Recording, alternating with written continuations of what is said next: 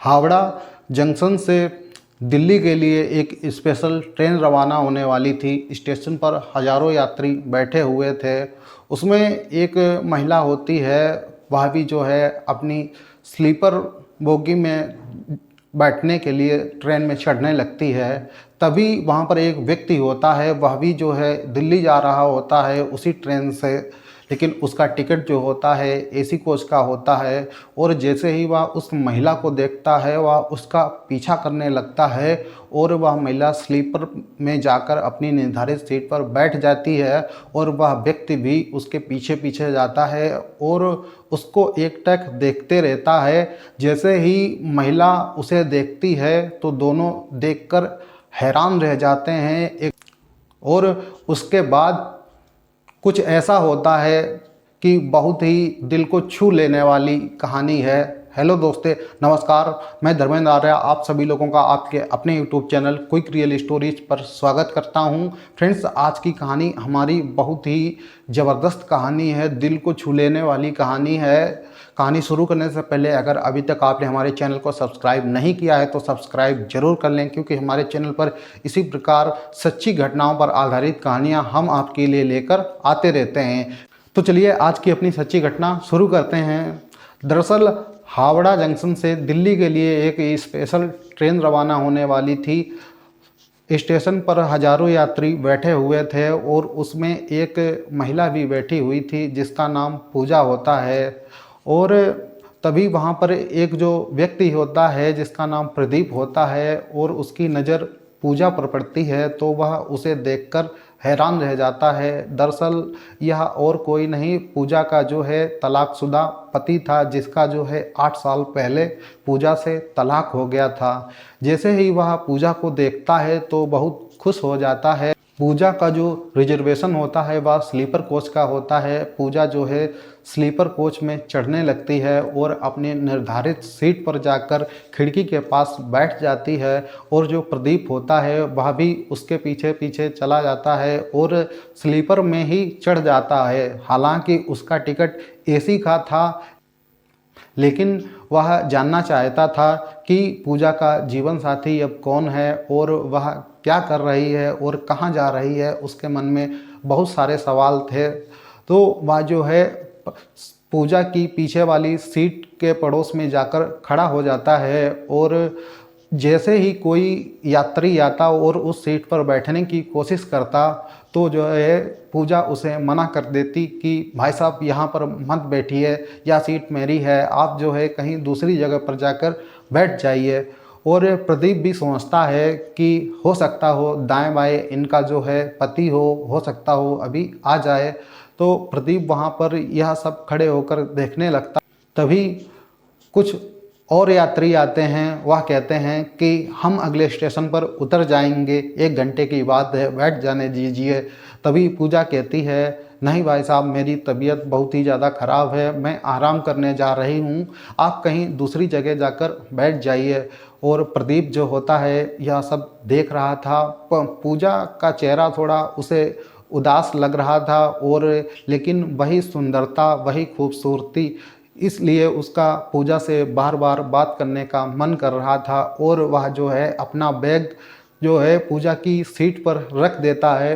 पूजा जो है अपना सिर खिड़की की ओर किए हुए थी। जैसे ही उसे पता लगता है कि किसी ने बैग रखा है, तभी वह कहती है भाई साहब यहाँ पर बैग मत रखिए, या सीट मेरी है।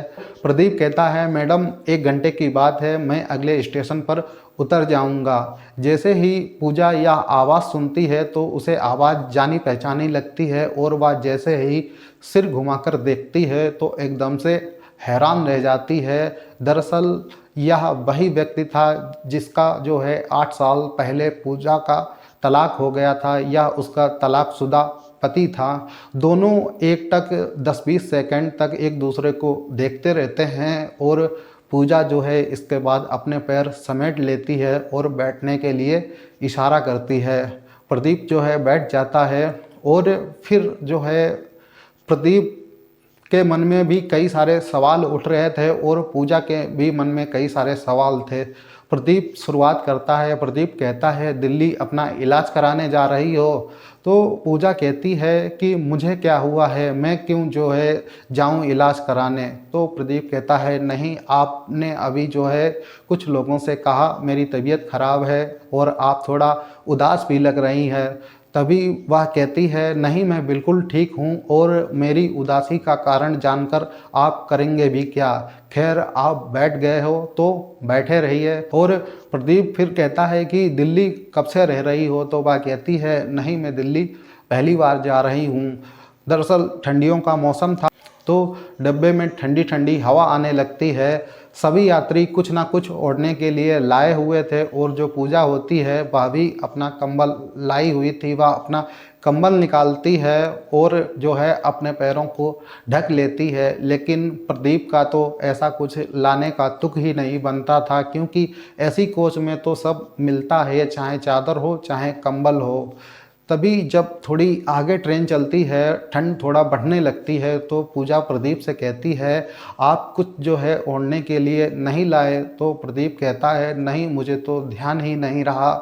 और फिर पूजा कहती है नहीं, आपको लाना चाहिए था, आपको ठंड लग सकती है। तो प्रदीप बोलता है नहीं मैडम, अब मुझे ठंड नहीं लगती है। दरअसल ठंडियों में मेरा जो है एक लोग से विवाद हो गया था रजाई को लेकर, तब से मुझे जो है ठंड नहीं लगती है। जैसे ही यह बात पूजा सुनती है तो मुस्कुराने लगती है। दरअसल होता क्या है कि जब इन दोनों का तलाक नहीं हुआ था तो एक बार रात में रजाई को लेकर इन दोनों में झगड़ा हो जाता है और जो पूजा होती है वह रजाई पर पानी ही लाकर डाल देती है और रात भर कुछ और ही ओढ़कर दोनों लोग गुजारा करते हैं।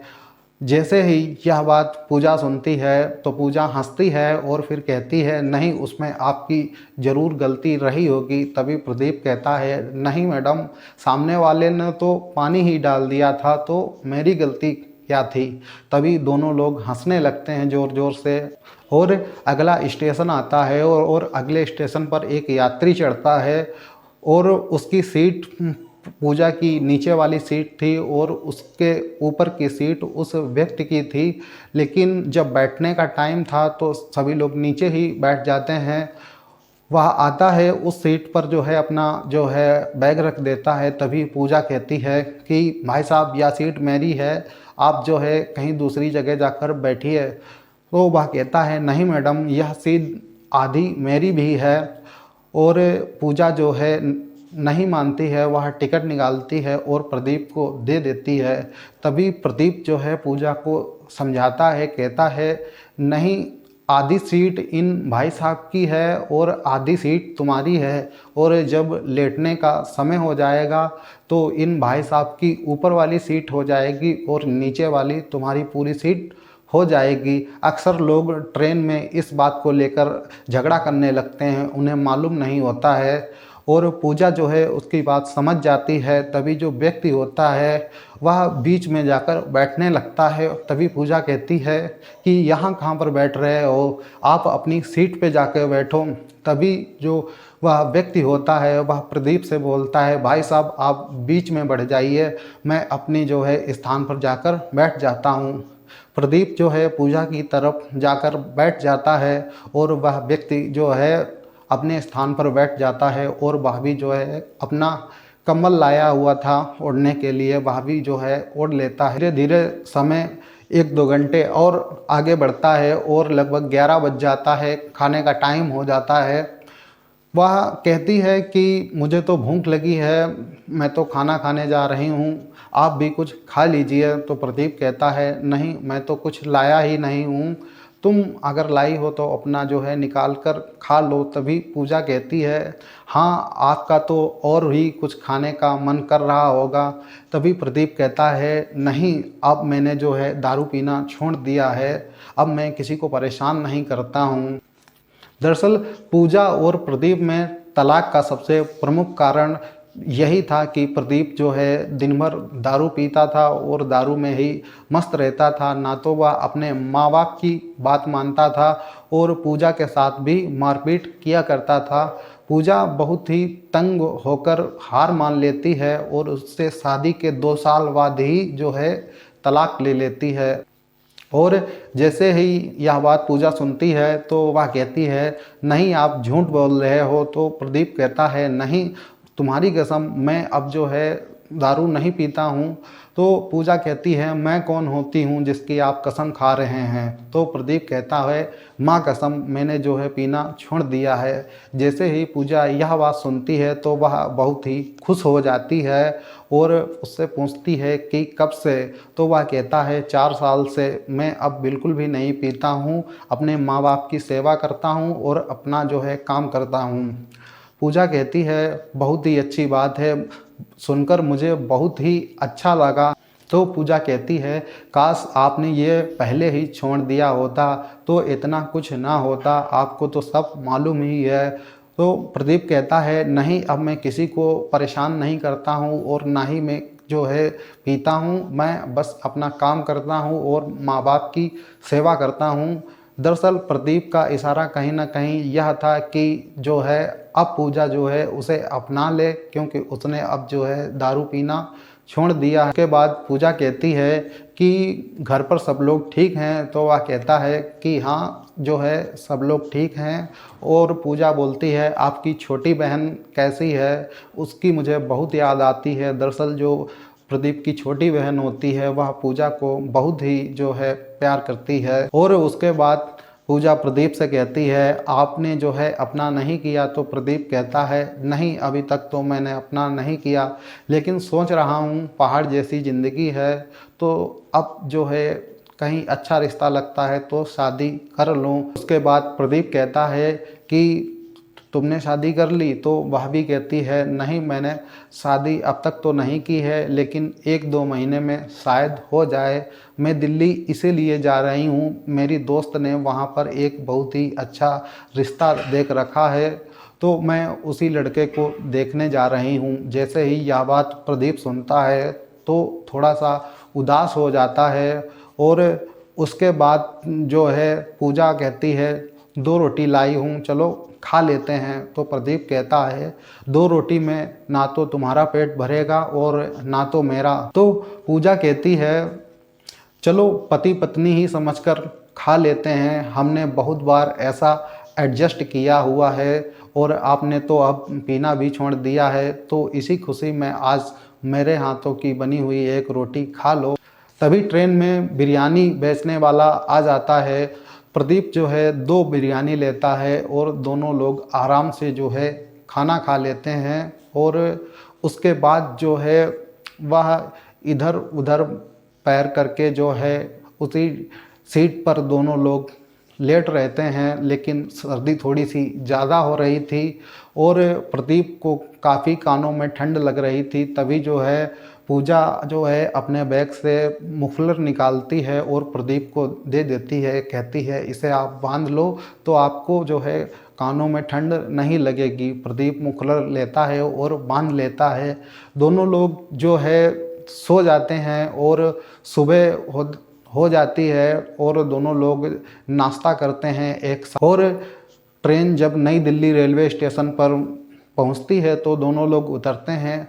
तो प्रदीप कहता है, कहाँ जाना है तुमको, मैं चलो तुमको छोड़ देता हूँ। तभी पूजा कहती है, नहीं मेरी दोस्त आ रही है, मैं उसी के साथ चली जाऊँगी, आपको परेशान होने की कोई ज़रूरत नहीं है।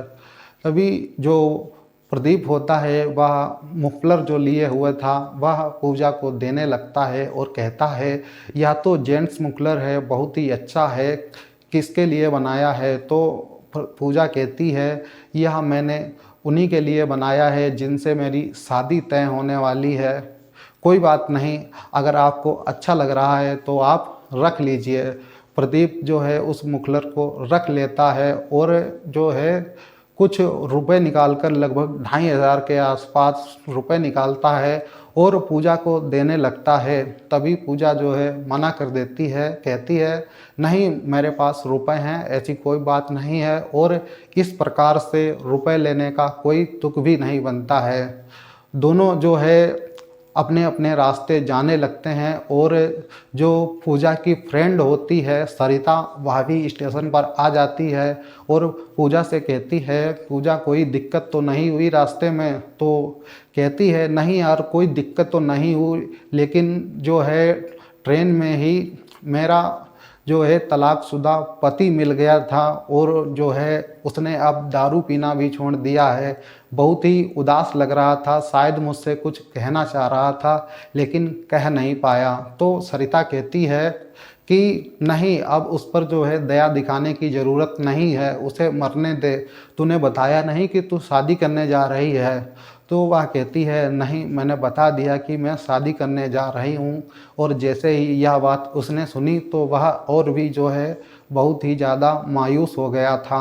और जो प्रदीप होता है वह अपने दिल्ली के मकान में जो उसका घर होता है चला जाता है। और जो पूजा होती है वह सरिता के रूम पर जाकर चली जाती है। और प्रदीप की गांधीनगर में जींस की फैक्ट्री थी जिसमें लगभग 30-40 लोग काम करते थे और उसी फैक्ट्री में सरिता भी काम करती थी। सरिता जो है सुबह होती है उस तो वह पूजा को साथ ले जाती है अपनी फैक्ट्री और फैक्ट्री में जाती है।